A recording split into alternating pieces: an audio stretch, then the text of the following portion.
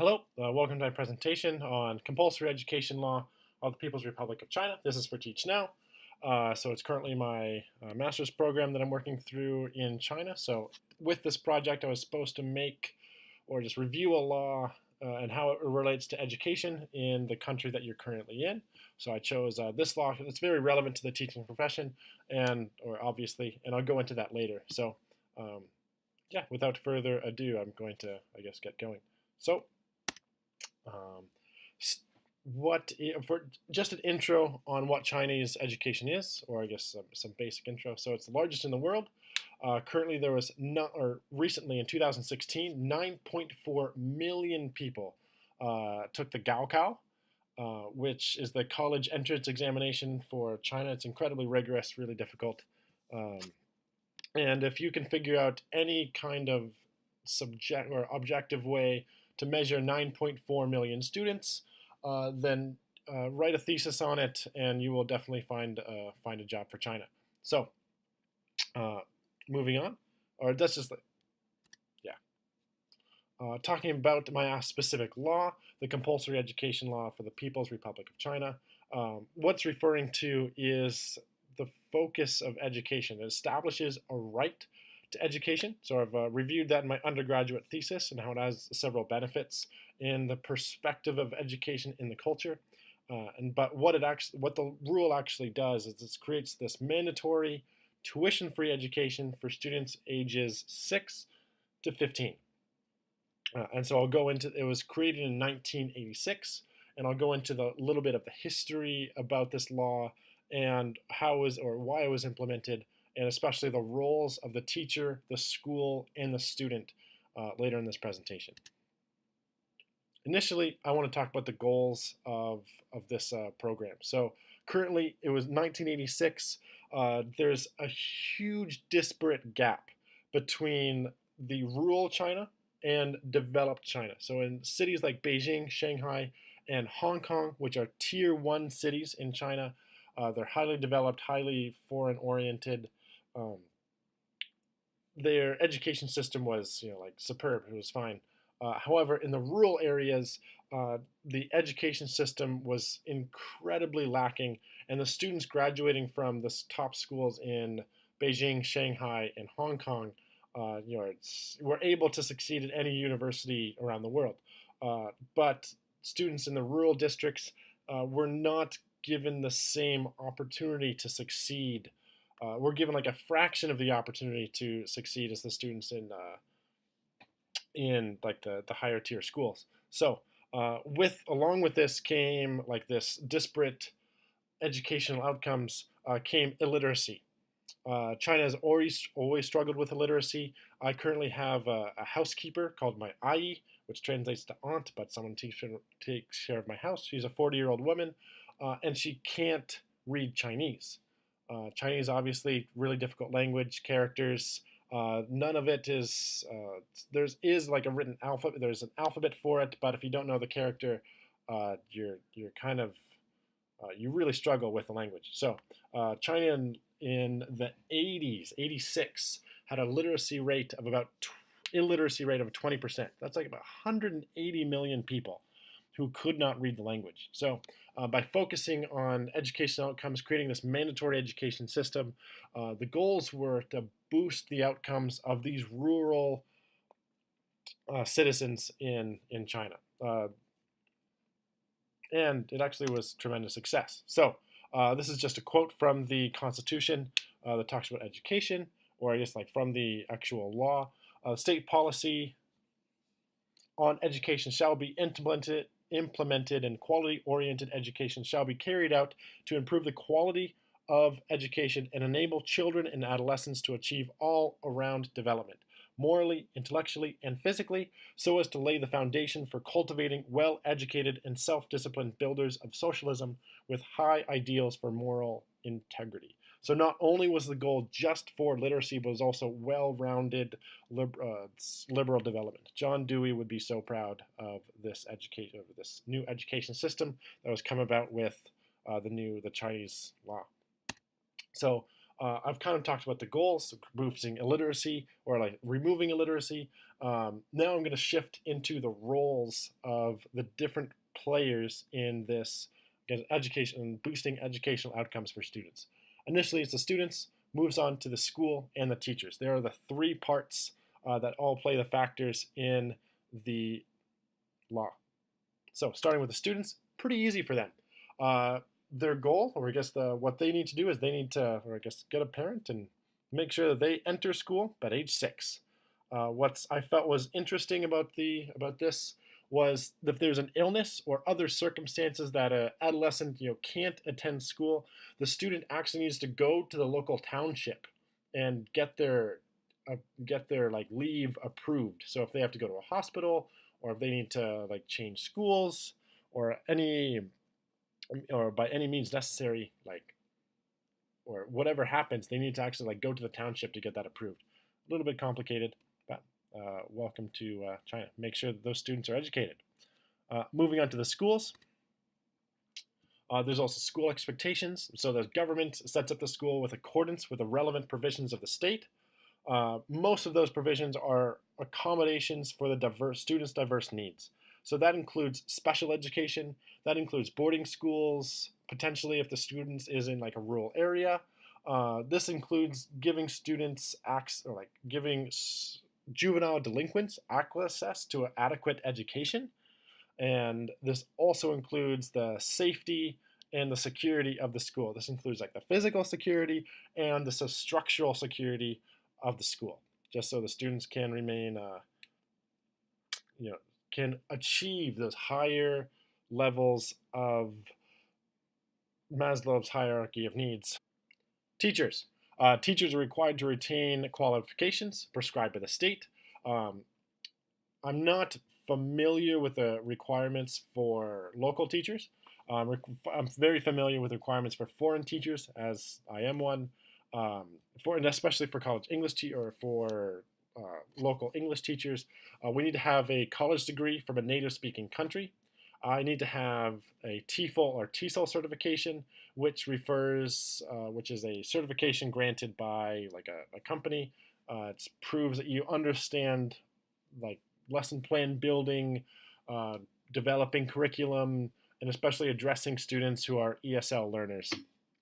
I felt the program was really helpful.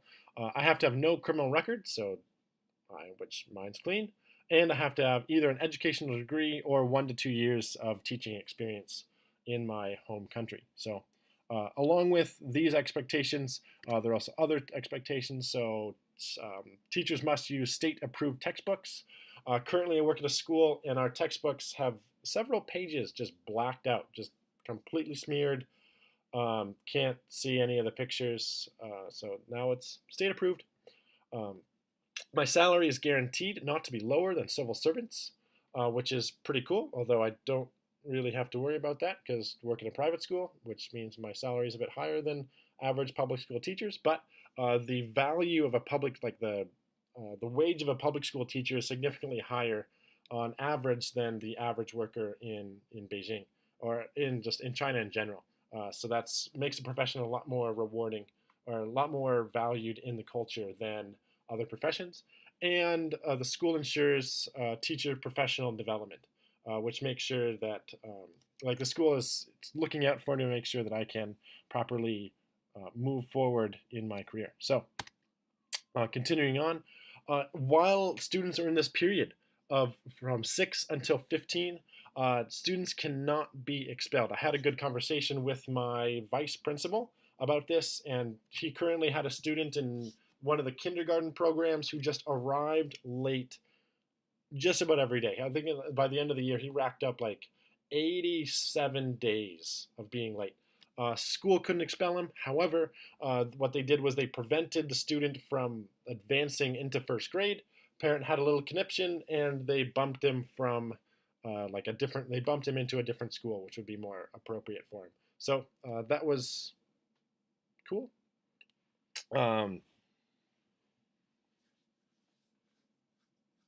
So the student bumped him into a new program in a different school, and that's no problem. It became the parents' burden to make sure the student was in school, not the school's burden to continue to deal with the lateness of that student. Also in this bill, there's other relevant articles I felt were adequate to address the teaching and I guess the punishments and rewards. So continuing on with that, Article 9 refers to the consequences if this is not fulfilled. Just comparing this from the United States to China, I think it's definitely a pro of the Chinese system. So in this event of this law, just referring to Article 9, in the event that this law is grossly violated, implementation of the compulsory education policy is hampered by and bad consequences are caused to the society, liable persons in charge of the people's government or of the administrative department of education or the people's government shall take the blame and resign from their posts due to their mistakes. So really a lot of personal responsibility for the ensurement that the students' rights are fulfilled. I don't know a lot of people in the United States who resign from posts for gross negligence, but this is pretty cool. So I feel like this is a pro. Continuing on, the focus of education. It's kind of like the overall summary, the goals, the outcomes of students. And I feel like this is definitely another pro of the Chinese educational system, is very focused. The education, so just reading off this, education and teaching work shall be in the line with the education rules and character of the physical and mental development of students, be geared to all students, so the goals of education, impart knowledge and enlighten people, integrate moral education, intellectual education, physical education, and aesthetic education in the educational and teaching activities, and to focus on the cultivation of the student's independent thinking ability, creation, and practice ability so as to promote the all-around development of students. Again, John Dewey, so proud, all-around development of students, not just a bunch of focused little math whizzes. So that's really cool. I felt that that's really just like the creating that focus of education is very helpful into creating that educational culture that China has been really, really well to adopt. Lastly, penalties. So just other things that students and teachers cannot do. Again, just helping with the focus. Article 59. Under the following circumstances, penalties shall be meted out according to the relevant laws and administrative regulations. Students can't. It's actually illegal to coax a student out of school, to quit their education. That's actually illegal. It's also illegal to employ any school-age children. So that's not just going from age 6 to age 15. After that, they are free to drop out and do their own thing. And it's also, I cannot publish a textbook which fails to be examined or approved according to the law. So have to teach according to the what the Chinese wants me to teach. So overall, I think this is had extremely positive outcomes on the overall Chinese society. Just going back to some data, 1986, like I said before, 22% of people were illiterate. That's 182 million people. Their goal was 5% illiteracy at the end of the 21st century. They met that goal. Currently, their illiteracy rate is at their literacy rate is at 96.4%, which, considering their language is one of the hardest in the world to read, that's quite incredible to have that kind of success. So overall, really cool that they've had this kind of progress in education. And it's not just regarding the literacy rate, it's also about gaining necessary 21st century skills that the students needed to succeed, especially if they're farmers coming from a rural area, coming into a large city, and they're able to adapt appropriately. So moving on, regarding the cons, and there are a few in regarding modern China, there's an incredible disparity gap between the success of Beijing, Shanghai, and Hong Kong in education and economics versus the economic struggle and the educational struggle in the provinces. With so many students, it's incredibly hard to balance the educational opportunities of such disparate places. This is also very relevant to the United States, where you can have two cities or two educational counties where they are a stone's throw away from each other, but have different property values, and therefore you have incredibly different educational opportunities of those students in those different school districts. Just like just like China, this is the exact same problem with economic power of Shanghai and Hong Kong and Beijing. You just don't have you cannot balance the educational opportunities that are in those cities compared to the um, province or to your rural provinces. So in those rural provinces, it's essentially still a third world country out there. I've seen Facebook pictures where it literally looks like an Indian reservation 30 years, like in the 1930s. It's just like clay huts.